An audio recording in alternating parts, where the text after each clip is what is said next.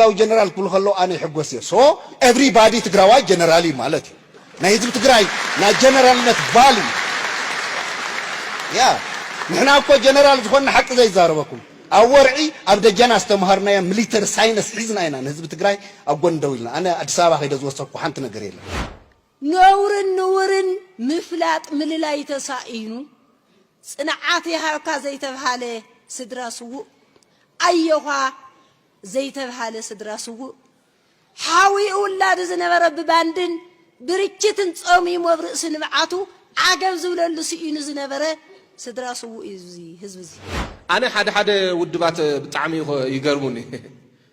ምስ ሕወሓት ኮሪና ኢሎም እሲ ናይ ሰማዕታት ጉንጉን ዕምበባ ኣብ ምንባር ይርከቡን ንመን እዮም ክመርሑ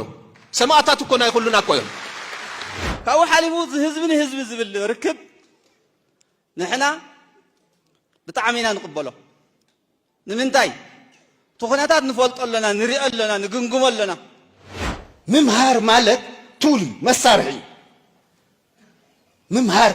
መሳርሒ ዝኾነካ ንሕብረተሰብ ዲኻ ትጥቀመሉ ንግሊ ጥቕምካ ዲኻ ትጥቀመሉ ንፖለቲካ ዲኻ ትጥቀመሉ ካሊእ ጉዳይ ምምሃር ኣብቲ ሕብረተሰብ ዘሎ ፍልጠት ኣኪብካ ሳይነሳዊ ዝኾነ መንገዲ ምትንታን እዩ መን ሕብረተሰብ ይጥቀመሉ እዩ ዋሕስ ህዝቢ ትግራይ ዝኾነ ናይ ሰራዊት ኣመራርሓና ክእገዱ ከይኮነስ ክሽለሙ ይግባእ ዝብል ስታንድ ሒዝና መግለፂ ኣውፂኢና ኢና ቁፅሪ ሓደ ክሬዲት ዝወሃቦ ግን ህዝቢ ትግራይ ቀጥ ኣቢሉ ቁፅሪ ሓደ ብዘይ ምግናን ናብዚ በልና ናብዚ በልና ናብዚ በልና ወሲዱ ደው ስለዚ ትርክብ ገገሊኦም ከም ባጫ ዘልዕልዎ ኣለዉ ማለት ሱቕ ኢሎም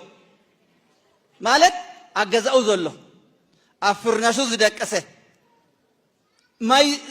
ፅሩይ ማይ ዝሰቲ ፅሩይ ማይ ዝሕፀብ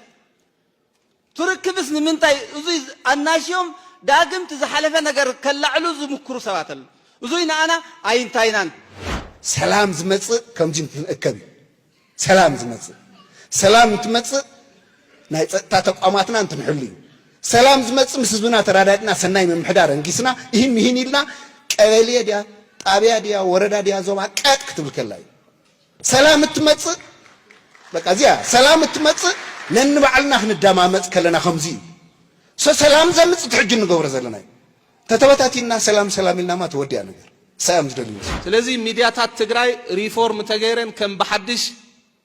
ናይ ህዝቢ ትግራይ ድምፂ ክኾን ኣለወን ናይ ሸዋ ድምፂ ኣይኮነን ናይ ሸዋ ድምፂ የድልየና